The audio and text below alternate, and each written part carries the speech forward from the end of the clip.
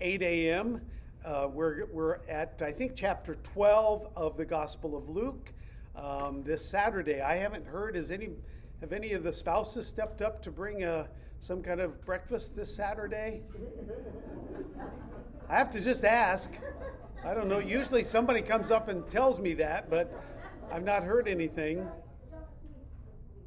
Just sweets. Oh, we can live with that. Just sweets this week. That's all right with us.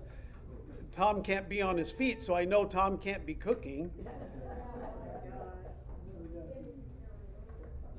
Well, we'll look forward to Saturday morning. Just a reminder also, I saw a note from those that are going to be at the Uptown Westerville Market. Larry and Becky are going. Are you going this time too, Joanne, or not? No, this Saturday is our wall build. Oh, it's the wall build. That's right. And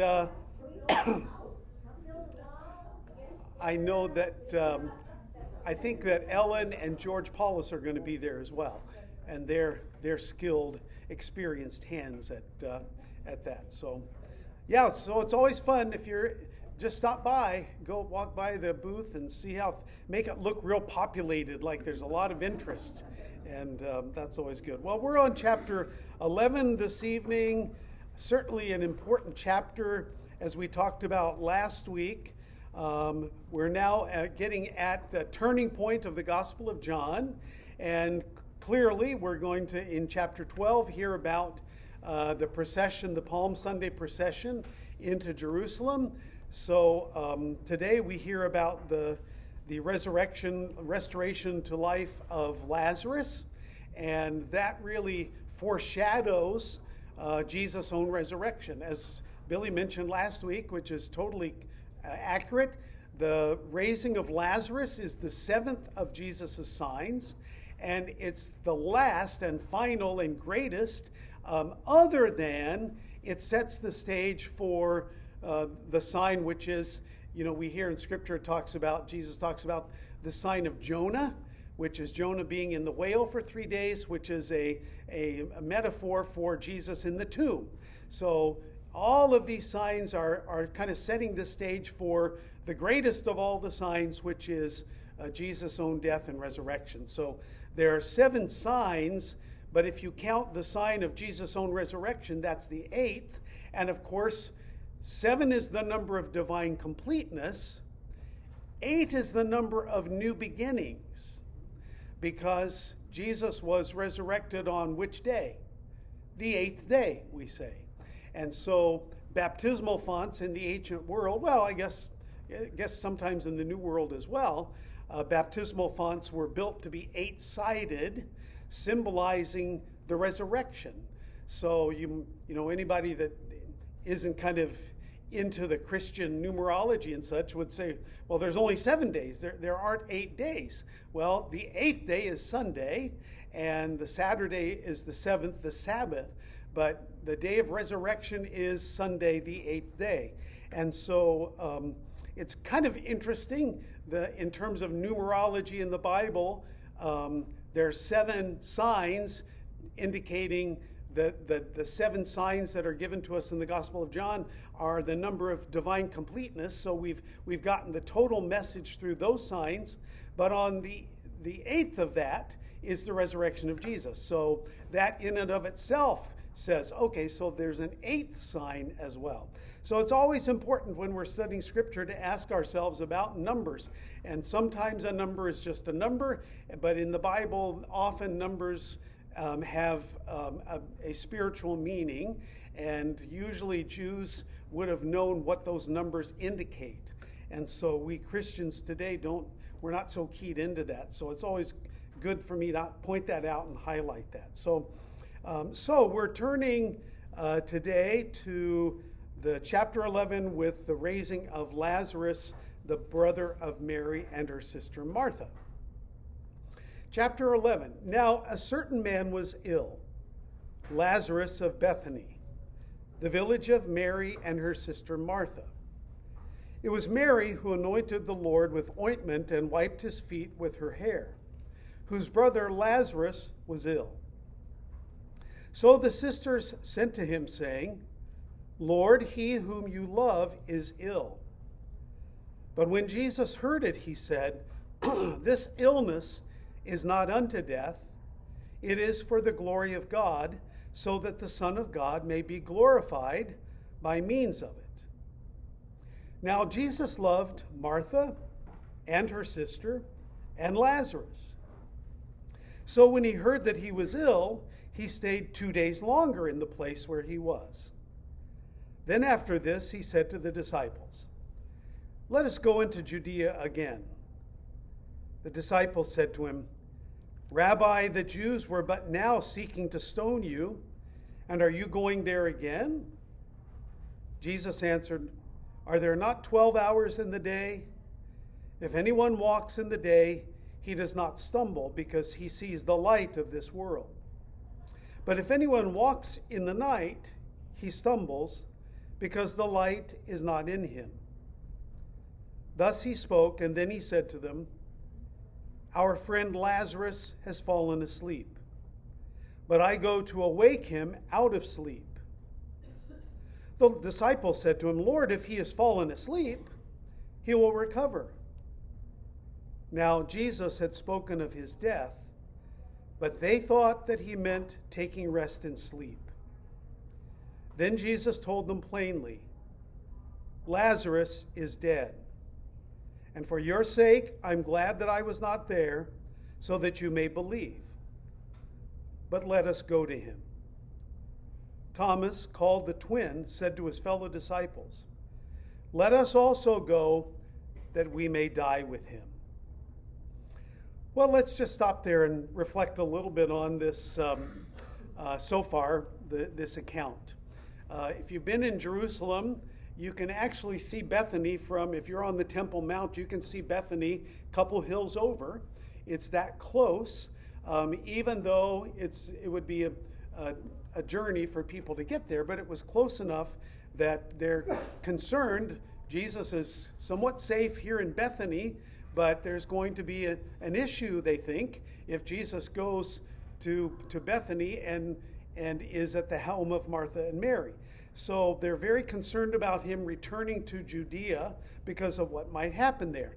And already we've seen repeatedly the will of the Pharisees, the Sadducees, the Sanhedrin, the chief priests trying to make plots against Jesus, and so the disciples are very concerned. So Jesus still says, this is day, night's going to come, and what is night? It's when Jesus is arrested, tortured, and dies. That's when night will come. So it's daylight, it's day still, Jesus is still with them, and so now is the time for him to go to be able to minister to Martha, Mary, and Lazarus. It always makes us wonder why at this point Jesus knows that Lazarus is sick, so you'd think he would rush to the bedside to heal Lazarus, but what does he do? I think I'll stay 2 more days. You know, it doesn't make sense to us. We'd think he would hurry on. But from Jesus' perspective, is he waiting 2 days so that Lazarus can die? It would appear that that's the case. Jesus knows these things, and he says to them, don't worry, this illness isn't unto death. And then almost before you know it, Jesus is saying, well, the truth is Lazarus is dead. And he refers to it as sleep, and the disciples are confused about that because they think, well, you know, this is the back and forth we see throughout the Gospels. Jesus says things in kind of cryptic ways or symbolic ways, and the disciples don't get it. And finally, as it says here, finally he just said to them plainly, well, here's the deal. Lazarus isn't just asleep, he's dead. And he's dead so that by raising him, we can glorify God. And this is also, you know, probably Jesus is letting this be a sign that already Jesus has healed people, but this is the capstone, because at this point, Jesus is going to raise Lazarus from death. That hasn't happened before. There have been other circumstances, but this, and how do we know that this is something different? How long has Lazarus been dead? 4 days. We're gonna get to this a little bit later in the chapter. Why do they tell Jesus that they don't want the stone rolled away? Yes, because in the King James it says, the body will stinketh. That's the old King James language. The body will stinketh. And that sounds humorous to us, but he's just telling the truth of that, because they didn't prepare the body. Their preparation of the body was to anoint it with oil and spices.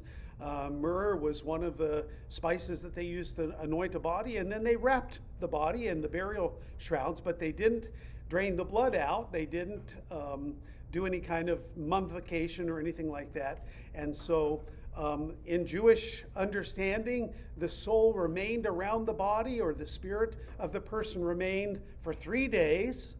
On the 4th day, the spirit was gone. And because they didn't embalm the body, to them, we're waiting 3 days to see. Maybe he's sleeping. Did you see the news today about a guy in Kentucky that they thought was dead, and so they were going to remove the organs? They were in a hospital going to remove the organs, and as they were rolling the guy in, the doctor noticed that he had moved his head a little bit, and then his eyes fluttered, and the fact is the guy woke up. And there was evidently there's a big report about they're harvesting organs in Kentucky in particular from people who are near death, but who's making that decision? And so in the ancient world, and especially in this time, the Jews were waiting, because I think that probably there were times when they said, well, he's dead, he's gone. They might even anoint the body and wrap him up, but they still waited 3 days to see what happened. And sometimes probably that happened, that the person wasn't dead. This is why, was it one of the presidents that wanted a nail put through his nose to make sure that he was dead, because there was a great fear of being buried alive. And so that was a common practice, to do something that physically might make the person react if in fact they're not dead, but in a coma or something like that. So today, with embalming, we don't have to worry about that. Once you do the embalming process, doesn't matter one way or the other. Doesn't matter if the soul's hanging around for 3 days or not. Yeah, Billy. Skip Heising, I'm always talking about him. He did a funeral, and you've done many of them, and there was a case where a woman wanted to hold the body. She picked up her husband. It was very awkward. Pulled the guy up, and he was stiff, and it was terrible, the whole thing. So I put him back down, and got over it. Grab the dead body. I see. Well, stranger things have happened because of grief. It can be overpowering, and without a doubt, that I don't think that that's probably the only time when that's happened. One thing wasn't said was they didn't wrap the face. They didn't wrap the face of the corpse, because they might be alive. And if they were breathing, they could breathe. Yeah, they did wrap it finally, though, because Jesus had a face cloth. Jesus had a head covering. But I think you're thinking of pictures where they wrap it around the face, not cover the face. Generally, the Jews didn't wrap the face. And they came back 3 days later. I believe it was 3 days later, to see if they were dead. Yeah. Well, and they often stayed. They often stayed and cried and wailed. That was part of what happened at a Jewish wake. And still, in some places today, they're quite verbal and visible in their grief. And we're going to see that, the difference, the two words that are used with Martha and Mary weeping, and the word is actually for wailing. She was wailing in her grief, as were the people. But Jesus, when it says he wept, it just means kind of that he had tears, or he sobbed. His wasn't the real demonstrative wailing and that often happened with the official mourners. At the time of Jesus, they often paid people to come and mourn because they felt like the more people there were mourning the passing, the more meaningful it was. So keep that in mind if you're concerned about how many people are coming. Pardon? Jairus' daughter. Yes. The mourners were all gathered around. Yes. Yes, and it's a I mean, that's still today. Jewish wakes are very demonstrative and very important times that people spend, as that person has sometimes 3 days. All right, let's go on with. So Thomas says, first they caution Jesus not to go to Bethany because it's so close to Jerusalem, but finally Thomas says, well, if he's going to go, let's go with him, and we'll just die with him. Their tune changes once Jesus is actually arrested, and they all scatter, but at least at this point, Thomas makes an honorable kind of statement here. So let's go on with verse 17. Now, when Jesus came, he found that Lazarus had already been in the tomb 4 days. Bethany was near Jerusalem, about 2 miles off, and many of the Jews had come to Martha and Mary to console them concerning their brother. When Martha heard that Jesus was coming, she went and met him, while Mary sat in the house. Martha said to Jesus, Lord, if you had been here, my brother would not have died. And even now I know that whatever you ask from God, God will give you. Jesus said to her, Your brother will rise again. Martha said to him, I know that he will rise again in the resurrection at the last day. Jesus said to her, I am the resurrection and the life. He who believes in me, though he die, yet shall he live. And whoever lives and believes in me shall never die. Do you believe this? She said to him, Yes, Lord, I believe that you are the Christ, the Son of God, he who is coming into the world. So far, there's the feeling that if Jesus had just been here before Lazarus died, then Jesus could have healed him as he's healed other people.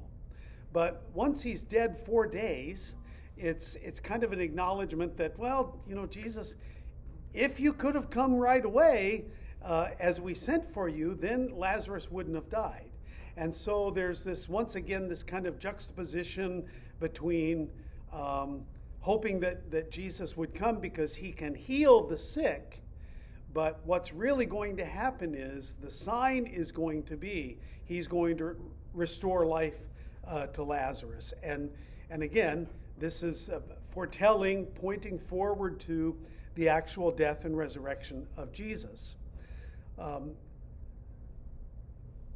One scholar says that one of the worst, most wasteful experiences of grief is to continually be wondering, if only I'd done this, if only that would have happened. And we all go through that. That's in one sense the beauty of Martha and Mary saying that themselves, because we all struggle with the if onlys. When a child dies or a loved one dies, does it ever help?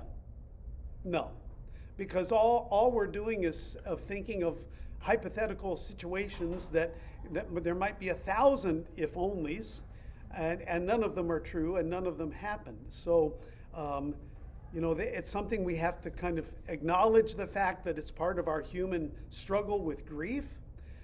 Does it help? Not really.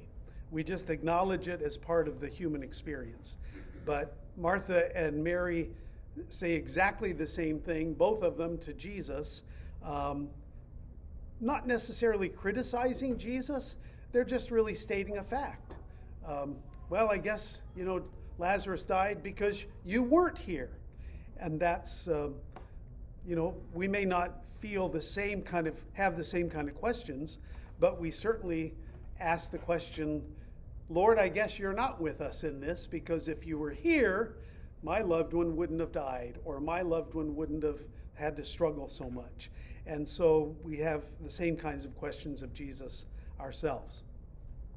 Interesting, the kind of verbal dialogue that goes back and forth about dying and rising, because Jesus says, I am the resurrection and the life.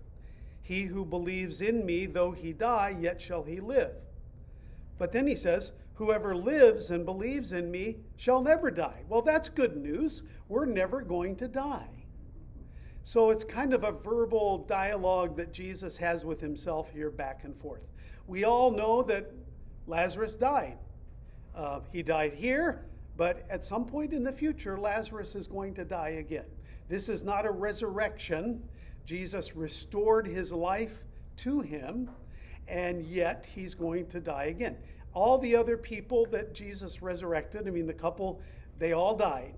And so it's simply Jesus provides the life back to Lazarus so that people could see the power of God at work in him, and that gives them the reassurance. So once again, we all have lost loved ones. So why doesn't Jesus give our loved ones back to us when we're standing at the casket and in our grief, we're grabbing hold of our loved one? Lord, if only you'd been here, maybe my loved one wouldn't have died. Well, we all die. We're all going to die. That's not the message when Jesus says, if you believe, will never die. He's saying, you will die, but you will not die the second death, as Revelation talks about it. You will not see eternal death. So it's, again, you have to understand how Jesus kind of dialogues with himself to help us understand kind of the full dimensions of what's happening here. Yes? I'm thinking that I think we're going to come back in the same body, only it's going to be young, youthful, healthy, and we're going to work in heaven. We're going to work. We're not going to float around on the clouds. Well, yes, we do believe in the resurrection of the body. What we hope is that it's not going to age. We're not going to have a fractured knee. We're not going to have achy joints. There are books that have been written about what age we will be resurrected. 33. They say 33. Because Jesus, well, that's an interesting hypothesis. We're going to find out. I don't know whether was 33 your best year. I've read some that say it will be like you'll be resurrected to your best year or your best life. I don't know that any of that makes a difference one way or the other, but it will be a resurrection body, and we don't know exactly what that's like. Does Jesus' resurrection body, does that symbolize for us? Is that an illustration of what our bodies will be like? I would love to be able to walk through walls. That would be not like Superman either. But we don't know. We know that it will be a spiritual body, and that we will recognize one another, even as people, when they came to their senses, recognized Jesus. But it's an amazing thing. Tom? There's a dichotomy between verse 25 and 26. 25 Yes. says believes, and they'll die, and then they'll live. But then 26, it says lives and believes shall never die. Yeah. How do you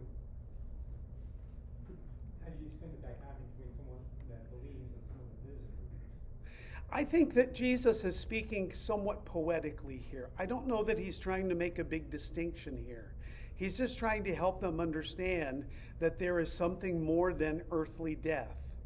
I think, and he's saying it a couple different ways. I don't think he's trying to point out that there's a real difference between the two. And it'd be interesting to go around and, if you have different translations, to see if yours makes much of a distinction about that. But I think Jesus is trying to speak to them in a variety of ways to help them understand that, well, we are going to die. He's not saying that we won't see earthly death. Is he saying, if you live and believe, we are going to die. So Jesus says you shall never die, but the fact is we do all die. But what he's talking about there, I think, is we will not experience the second death.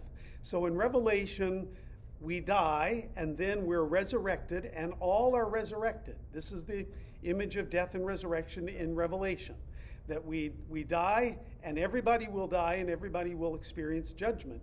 And some will go to eternal life, but some will have experienced the second death.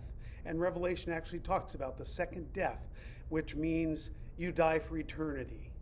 And so I think Jesus understands that, and he's talking about that a little bit here. The point is, of course, that the message is consistent. Jesus is the resurrection and the life. We are to believe in him. Even though we die, we will live, and we will live eternally. That's the point. We will not experience eternal death. And so Jesus says to Martha, do you believe this?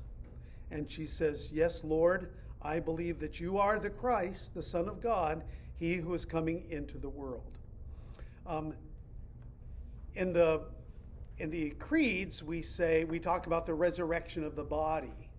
And if you notice, I've put in the creeds, when we say, I believe in the resurrection of the body, it's a place to make the sign of the cross. Why do we do that? Well, because we believe in the resurrection of the body. And at your death, I'm going to make the sign of the cross over you before there's an interment of whatever kind that is.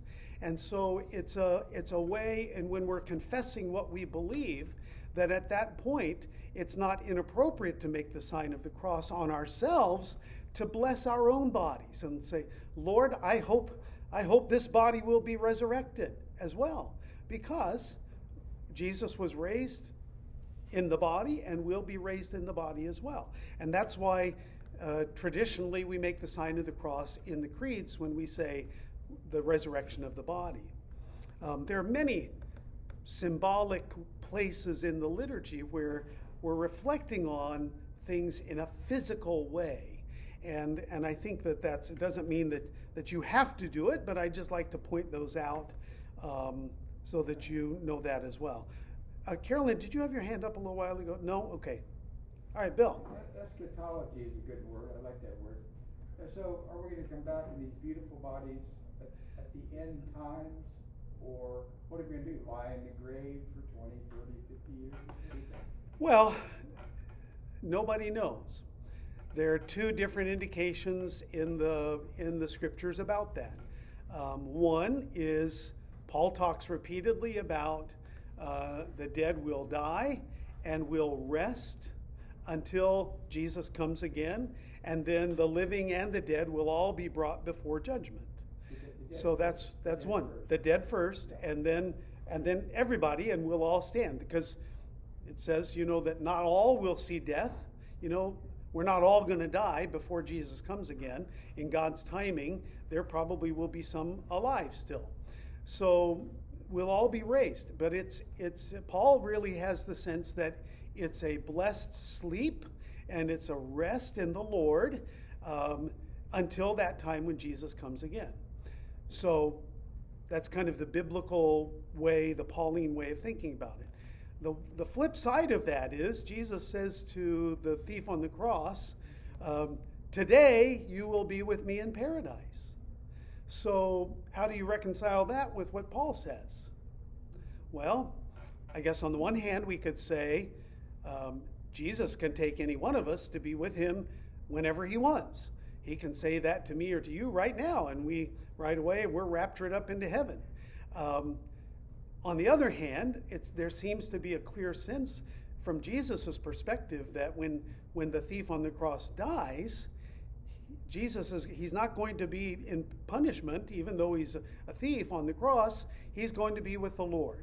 So again, in Revelation, the picture is, if you remember, for those that did the Revelation study, all of the souls who have died, the souls of all those who have died, are under the throne in heaven, and what's their cry? How long, O Lord? How long until you bring this all to completion? So I take some comfort in the fact that even if my body is resting, that my soul goes to a place of, Jesus says, paradise, to a place in God's presence, and that we need not be afraid of what's going to happen, because we will be in God's presence. We'll be in a place of rest and safekeeping. According to Revelation, it's a place where there's some cognition that those under the throne are aware of of what's happening. So we don't know. As I have described it before when we talked about Revelation, well, all I know is when my mom and my dad died, we put them in the grave, and now it's been several years already. And who knows how many years it will be until Christ comes again. What does it mean for them? It means that when they close their eyes in death, the very next thing they will know is Christ calling them awake. And they won't have any awareness of the passage of time. It's like sleep, a good night's rest, and we lay down and we say, oh, what an ordeal this life has been. I need a night of rest. And we fall right to sleep, and we're resting well, and the next thing we know, Jesus calls us awake. Whether it happens immediately for us, or whether it really is some kind of time later when Jesus comes again, God's ways are not our ways. We don't understand everything about God and his kingdom. And I try not to give false kind of explanations that we don't really know. What we know is what the Bible tells us, and that ought to be enough for us to be at peace about that. Yeah. What do Lutherans generally think about limbo and purgatory? Well, purgatory comes from the apocryphal books, the intertestamental books, where there's a reference to that.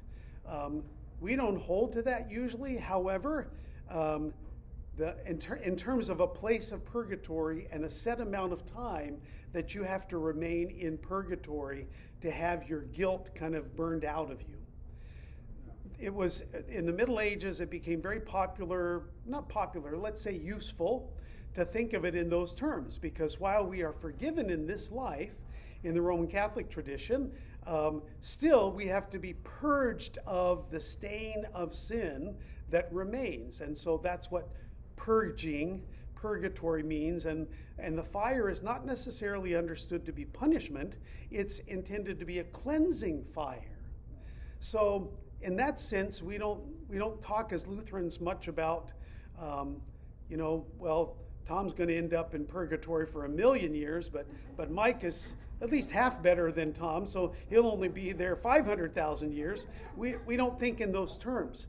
I always kind of point out, Pope Benedict said that we don't really know what that process is, and it may be that upon death, in order to be prepared to enter into the holiness, the holy presence of Christ, then it happens in just an instant flash of heat and light that I'm purged, and I immediately enter into paradise. And I think that's not something that I would necessarily disagree with. I know my carnal, sinful human flesh, and I hope God does something to me to get me ready to enter into my heavenly existence. Am I ready right now to go? Probably not. But is there a preparation? And I think Benedict was trying to say there's a very medieval way of looking at purgatory, and there's a more modern way of trying to interpret that to help people understand that it's simply what happens to prepare us to go into heaven. Now, in the Roman tradition, there's kind of a whole system of that, of how one prepares for death and how one goes through purgatory, but we won't get into that. They have a different theology of that we don't necessarily have. Luther felt once people died, we don't need to pray them into heaven. At that point, we entrust them to God's grace, and we don't need to pray for them to have a shortened time in purgatory. But that being said, none of us have gone through that and come back to tell about it. So there are differences of opinion about that. Limbo, again, in the Middle Ages, yes, in the Middle Ages, there was a desire to figure things out. As during people started to kind of understand more and thought more scientifically, and so it wasn't enough to say, well, if a baby dies and is not baptized, we can trust God's grace and mercy in such a way that we know that why would God condemn that baby to hell? But in the Middle Ages, they really needed to figure it out. So they said, well, there must be a place. There must be a place for those unbaptized infants that die. And limbo was more a kind of description than, an address, so to speak. And so that's just the way that they refer to that.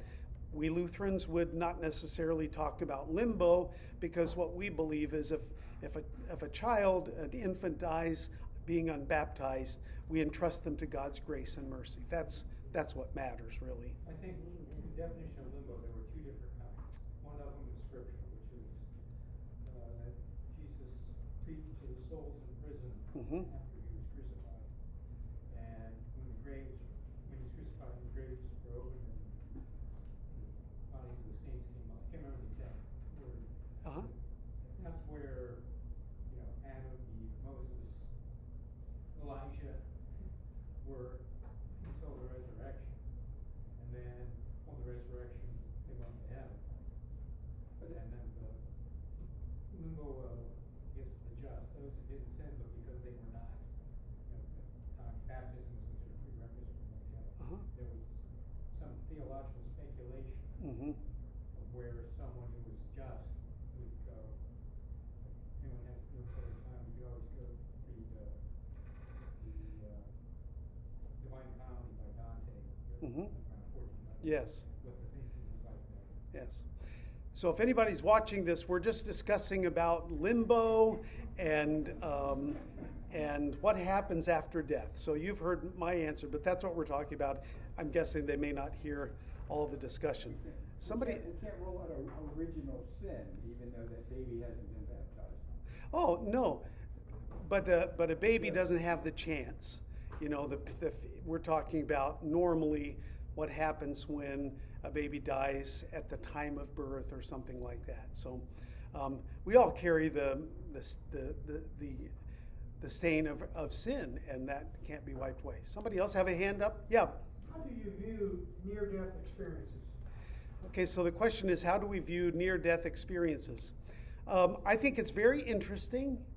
There are those that have had the experience of a being of light and warmth and being welcomed into kind of on the path to heaven.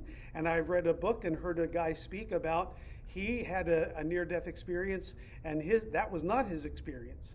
He experienced what he thought was hell, and that he felt convicted that he probably really was deserving of hell, and God gave him a chance to come back. And the reality is, and this is what I always say, it's interesting to speculate. I like to navel gaze as much as anybody, and try to discover the mysteries of the universe by gazing into our navel. But nobody has actually ever died and come back to tell about it. Even those that have near-death experiences, and some of the authors that have written about that say they had a near-death experience. Maybe some of those things are what happened as the mind is shutting down. Or maybe that's how our mind rationalizes what's happening, that we see our loved ones coming. Well, we don't know. There's been no study. There have been studies of how many people have had that experience and how many of them have a similar experience. So there have been studies of that. No one, if somebody ever really truly died and went to heaven, they're not coming back. So we don't know. Is it interesting? Yes, it is. And especially, look up I don't remember his name, but look up people who have had the experience of having a near-death experience and had the opposite experience, where they felt they were going straight to hell and were scared to death and came back and changed their lives. And I think that's equally as interesting as the other. But again, our faith is built on the death and resurrection of Jesus, because we don't know. We don't know about those other things. Interesting. A lot of things written about it, certainly. All right, let's go on. While we're talking about death and resurrection, it's good to have some of these conversations, because they're deep conversations, and we Christians need to talk, not to be afraid to talk about these things. So we're on verse 28. When she had said this, she went and called her sister Mary, saying quietly, because Mary was in the house, "The teacher is here and is calling for you." And when she heard it, she rose quickly and went to him. Now Jesus had not yet come to the village, but was still in the place where Martha had met him. When the Jews who were with her in the house consoling her saw Mary rise quickly and go out, they followed her, supposing that she was going to the tomb to weep there.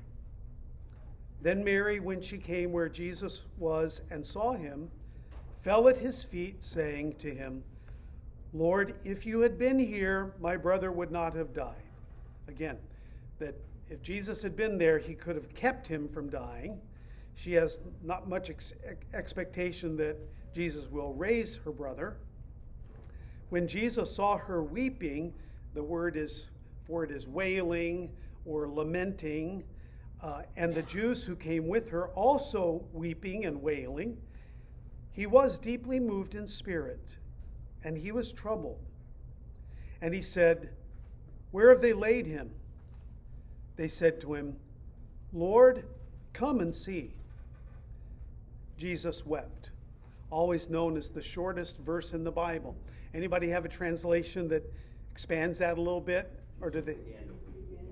And he began to weep. Okay. Anybody have anything different from that? Jesus wept again. He's shedding a tear. He's not wailing like the official mourners. Why would he? He knows what's going to happen. He's going to raise Lazarus. Does that protect Jesus from any sense of human grief? No.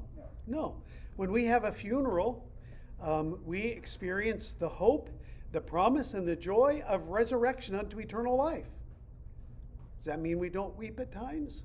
No. I weep as well because of the separation and the loss. The Jews said, when they saw Jesus shed a tear, "See how he loved him."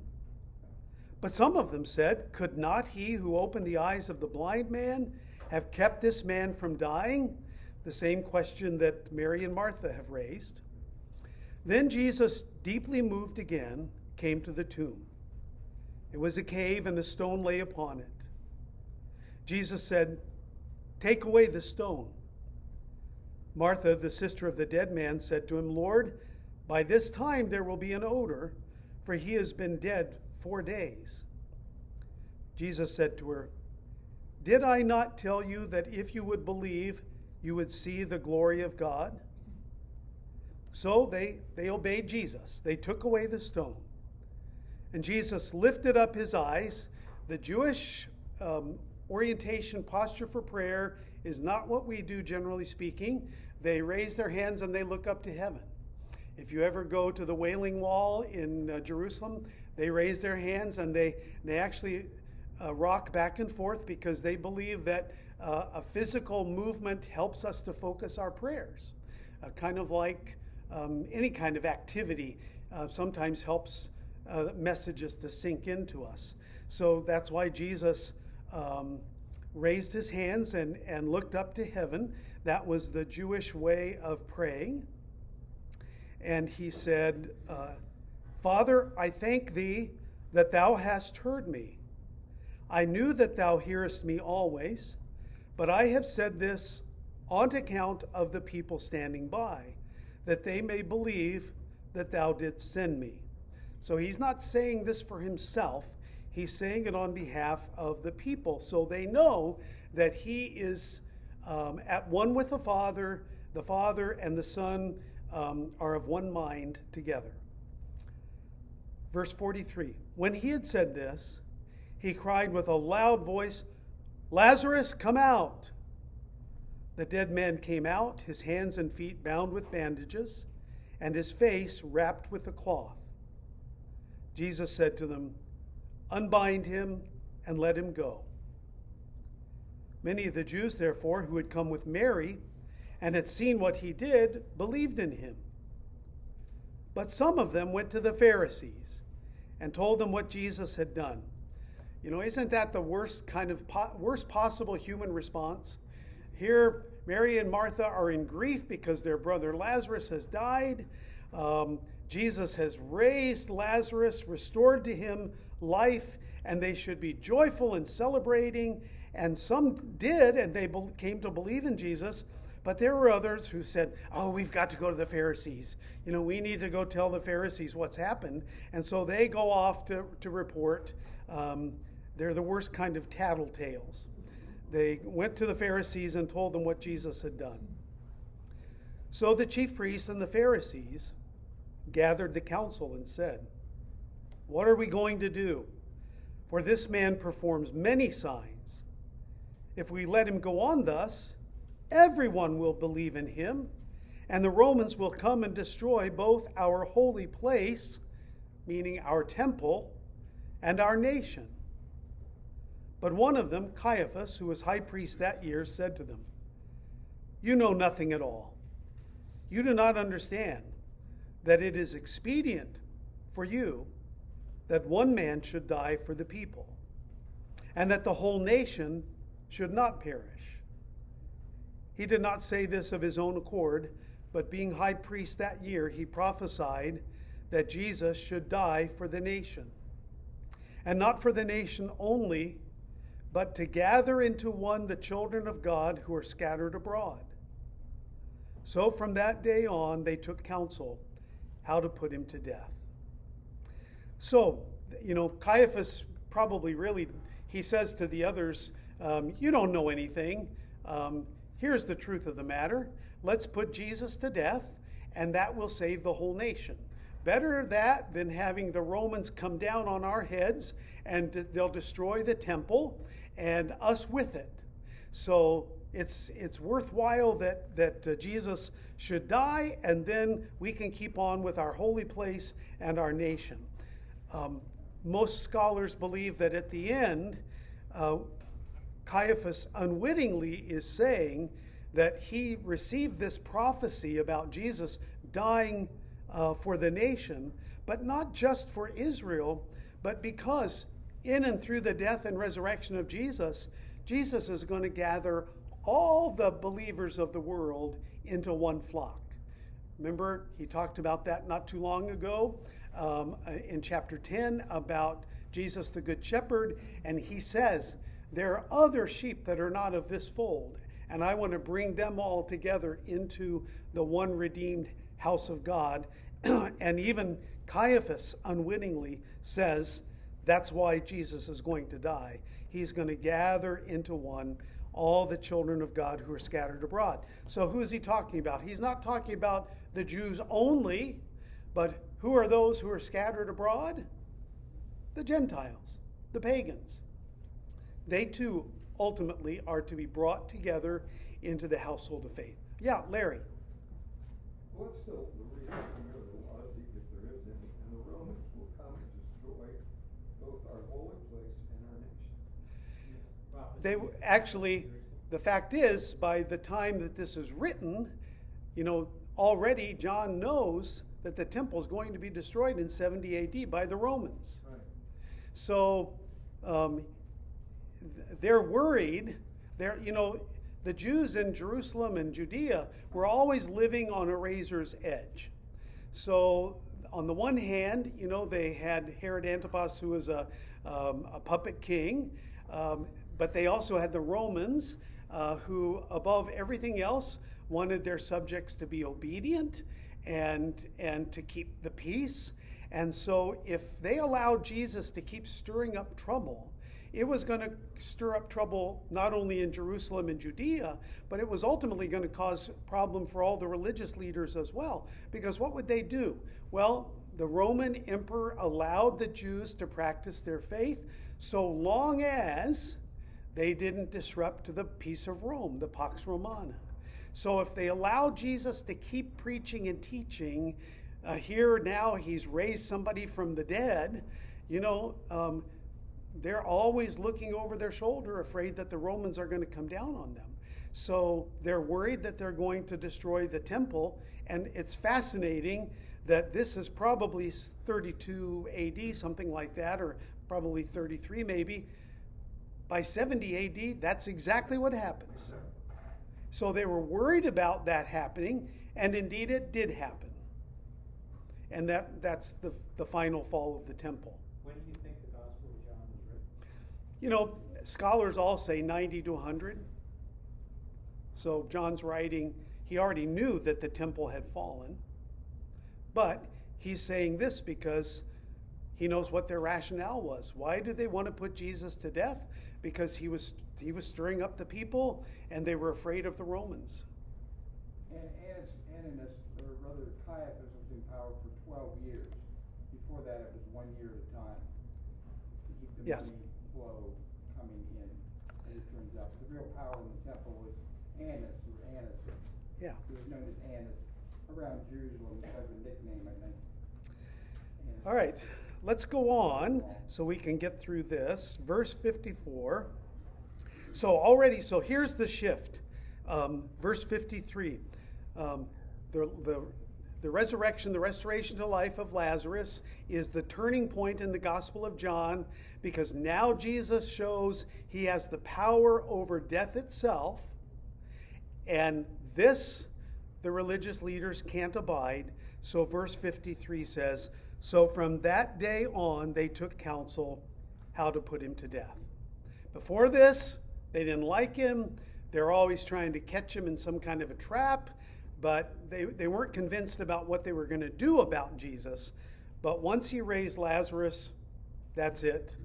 Now they know they have to put Jesus to death. So, verse 54, Jesus therefore no longer went about openly among the Jews, but went from there to the country near the wilderness, to a town called Ephraim. And there he stayed with the disciples. So Jesus is just distancing himself a little bit from Jerusalem because his time had not yet come.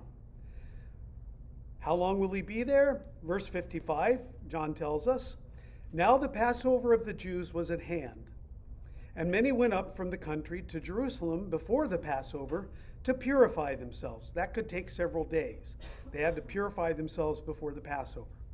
They were looking for Jesus and saying to one another as they stood in the temple, what do you think? Do you think Jesus will come to the feast? Do you think he won't come to the feast of Passover? Now the chief priest and the Pharisees had given orders that if anyone knew where he was, he should let them know so that they might arrest him. 6 days before the Passover, chapter 12, 6 days before the Passover, Jesus came to Bethany, where Lazarus was, whom Jesus had raised from the dead. There they made him a supper. Martha served, and Lazarus was one of those at table with him. So, why do you think they invited Jesus to come back? They're having kind of a Thanksgiving meal. Jesus restored Lazarus to Mary and Martha, and so they invite him to come back to kind of a celebratory dinner in their house. So they made him a supper. Martha served. The word here is actually diakonos, from the word that we get deacon or deaconess. She's serving. So there were doulos, and doulos is a slave that might work out in the fields, or a doulos might take care of your cattle or livestock.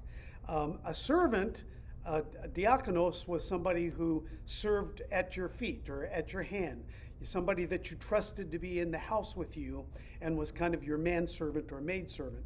So at that point, it's significant that it tells us that Martha was a diakonos for Jesus, which was common in the ancient world in Jesus' time. What did the men do? They sat at the table and said, Martha, bring me a beer. And that's what the women did. The women served, they prepared the food, and they brought it to the men who were sitting at the table. So it's quite common that the men would be sitting and Martha would be serving. Lazarus was one of those at the table with him. Mary took a pound of costly ointment of pure nard and anointed the feet of Jesus and wiped his feet with her hair. And the house was filled with the fragrance of the ointment.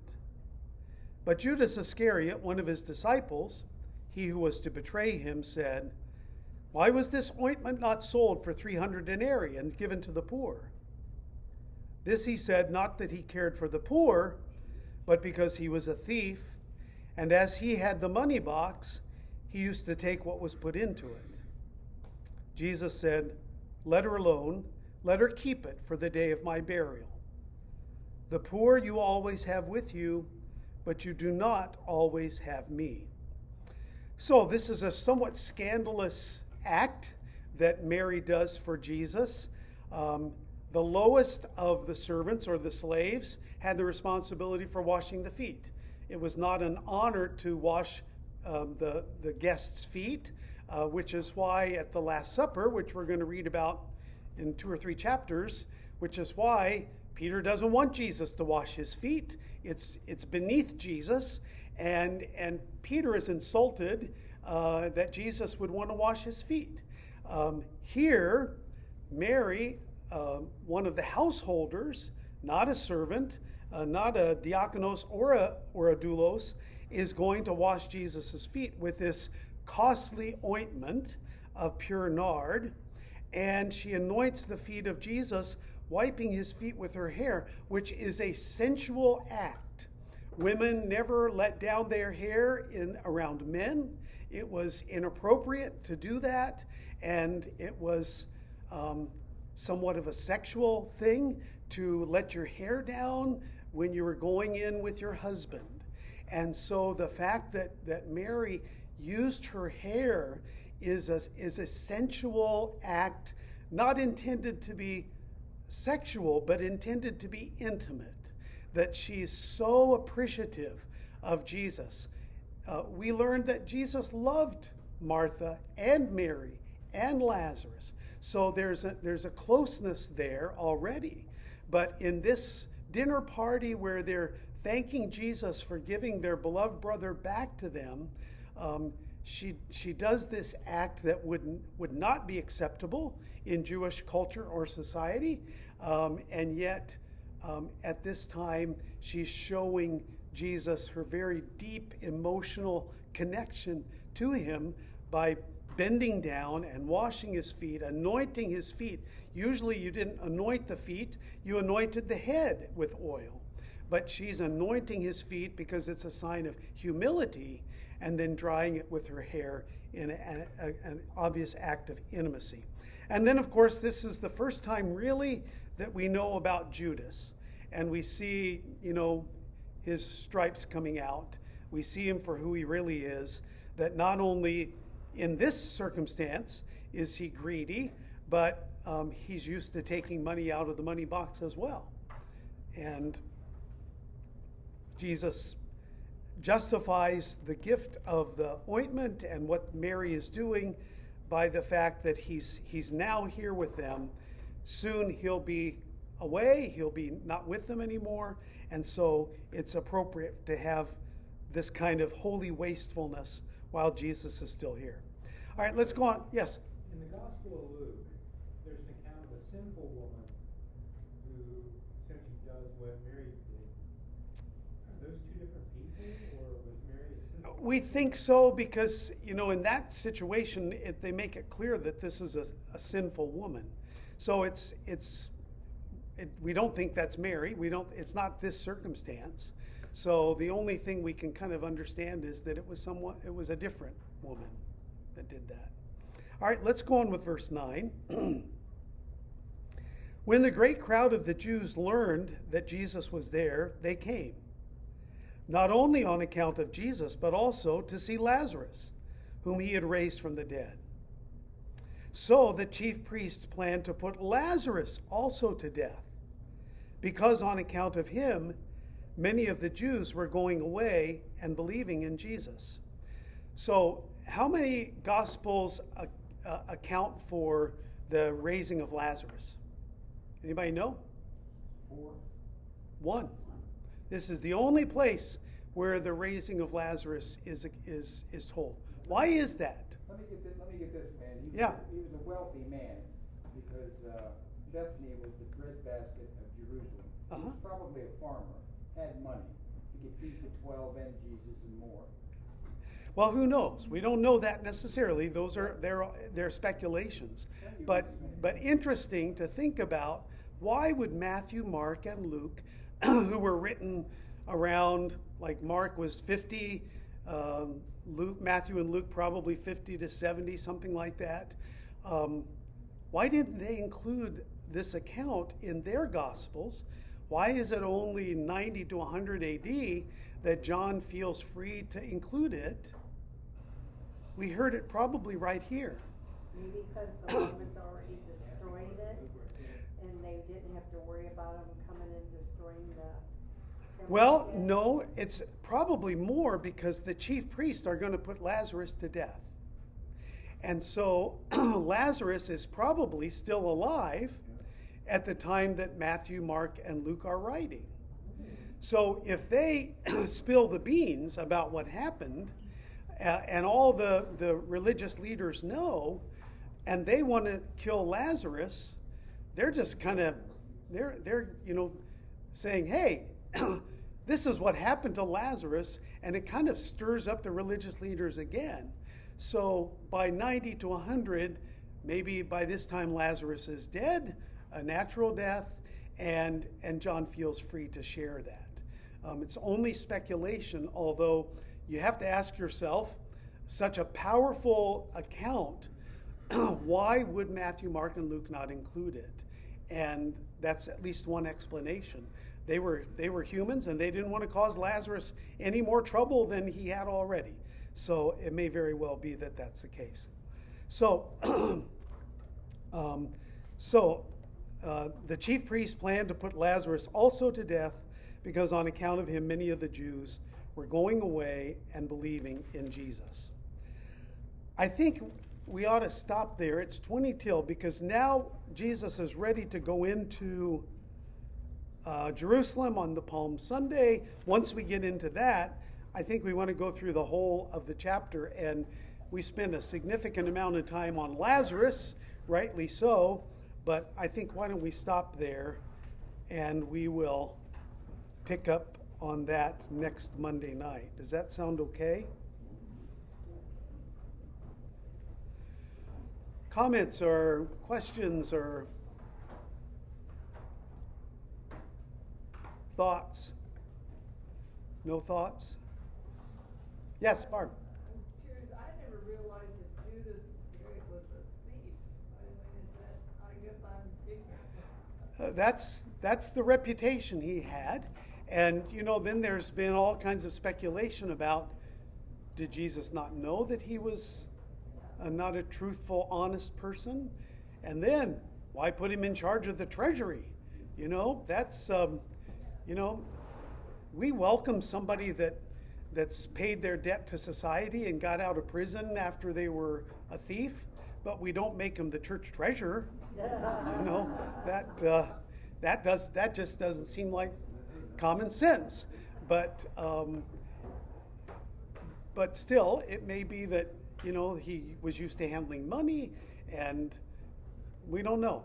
Jesus clearly knows what's going to happen, because at the Last Supper he says, there's one of you here that's going to betray me, and he does it for money.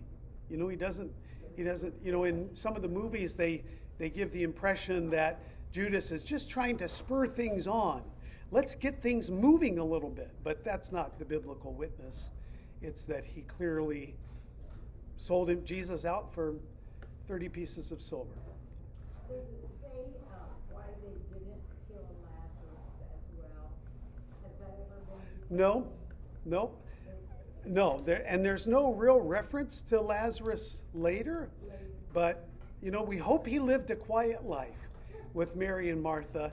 He probably at that point kept his head down, because I think there probably would have been well known that the religious leaders were after him, and so there's no real. Interestingly, in artwork, they often in art suggest that Lazarus was back, but not fully back, because he had already died and gone on. So he comes back, and sometimes he's painted almost as kind of a ghost-like apparition or something, that it was life, but it wasn't life. And it's interesting, if you're ever really interested, fine artwork like at the Columbus Art Museum and such, there'll be paintings of Lazarus, and he's often kind of shadowy. The scriptures don't tell us that, but it was just kind of a feeling that Jesus brought Lazarus back, but it's not his resurrection body, so what is it? So often painters would paint him in kind of a less than kind of fully human look about that. It's kind of interesting that it was just a matter of art trying to figure out how to present somebody like Lazarus who died but then was brought back. So kind of fun to look into that sometimes. It always reminds you of going downtown to Lazarus department store, quoting your mother's name. Lazarus made you So think of that. So popular. If Still you a grew up code in in Columbus. Cincinnati. Pardon? If you grew up in Columbus. Oh, we had Lazarus in Indianapolis too. You know, that was, the question is, can it be resurrected in Columbus? Did anybody try? Has Lazarus been dead 4 days?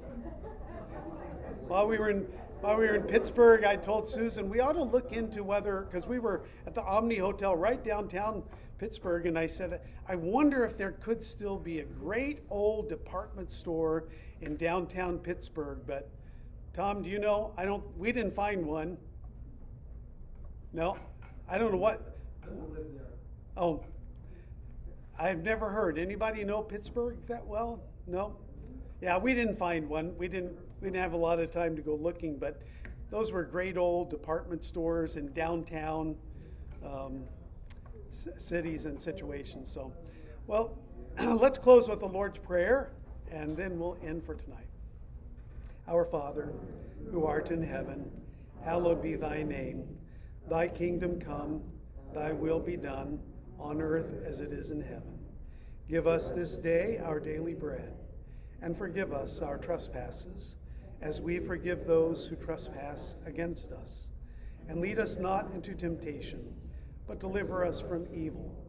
For thine is the kingdom, and the power, and the glory, forever and ever. Amen.